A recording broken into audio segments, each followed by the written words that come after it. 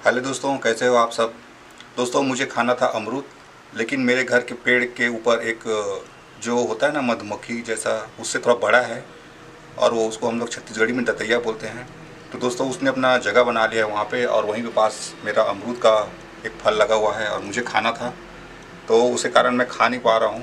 तो चलो दोस्तों, मैं आप लोग को वो चीज़ दिखाता हूँ। तो दोस्तों आप देख सकते हो कि किस तरीके से ये ततैया जो है अपने छत्ते के चारों ओर बैठे हैं। और ये जो वाइट वाइट दिख रहा है दोस्तों, ये इनके अंदर लार्वे हैं, यानी इनके बच्चे हैं जो कि अंदर में बैठे हुए हैं। तो दोस्तों चलिए आज थोड़ा ततैया के बारे में जानते हैं कि ये ततैया होता क्या है और ये कहाँ कहाँ पाया जाता है। चलो इनके बारे में थोड़ा जानते हैं दोस्तों। ततैया जो है हिंदी वर्ड है और इसका इंग्लिश वर्ड में दोस्तों वास्प या वास्पस बोलते हैं दोस्तों ततैया या वास्प वेपिसाइड परिवार के होते हैं। दोस्तों ततैया ये वास्प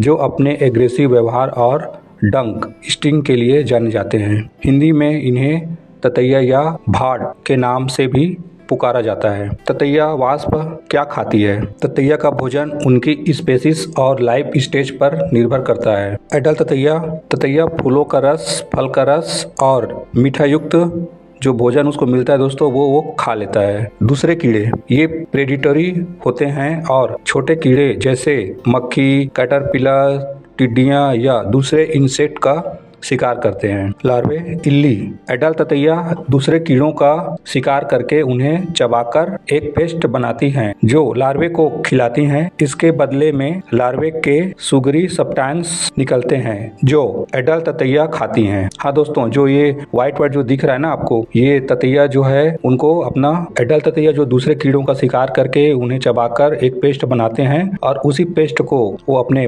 बच्चों को खिलाते हैं, लार्वे इल्ली। और वही बच्चे फिर उसी पदार्थ को सब्सटेंस करके एक मीठा युक्त पदार्थ में कन्वर्ट करके उसको अपने जो छत्ते हैं उसके बाहर निकालते हैं, तो वो उसे एडल्ट ततैया लोग खाते हैं उसको। ततैया कहाँ कहाँ पाई जाती है? ततैया दुनिया भर में पाई जाती हैं, खासकर टेम्परेट और ट्रॉपिकल इलाकों में। भारत में भी हर जगह गांव, शहर, जंगल और खेतों में भी मिलते हैं। ततैया इनके छत्ते, नेस्ट, पेड़ों की डालियां, छतों के नीचे या घर की दीवारों पर होते हैं। भारत में ततैया गर्म मौसम में, समर और मानसून मौसम में ज्यादा एक्टिव रहते हैं दोस्तों, और ठंड के दिन में बहुत कम दिखाई देते हैं। ततैया कितना खतरनाक होती है? ततैया का खतरनाक होना उनकी स्पीसीज और सिचुएशन पर निर्भर करता है। जी हाँ दोस्तों, ततैया खासकर येलो जैकेट और हॉर्नेट जब उनके नेस्ट को खतरा होता है या खाने के लिए कंपटीशन होता है तो एग्रेसिव हो जाते हैं। ये एक से ज्यादा बार डंक मार सकती हैं। कुछ लोगों को ततैया के डंक से एलर्जिक रिएक्शन हो सकता है जो सांस लेने में तकलीफ, दिल की धड़कन बढ़ने या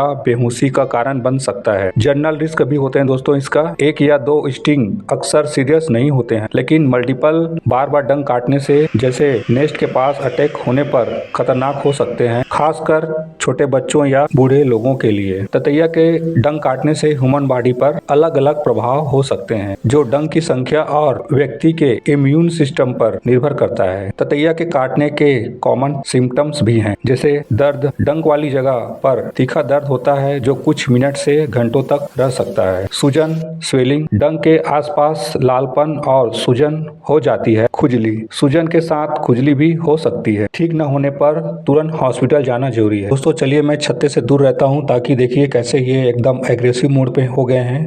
हो सकता है मुझे काट भी ले, तो इनके काटने से पहले दोस्तों मैं यहाँ से दूर जा रहा हूँ और आप लोग भी ऐसे ततैयों के पास न जाएं। थैंक यू दोस्तों।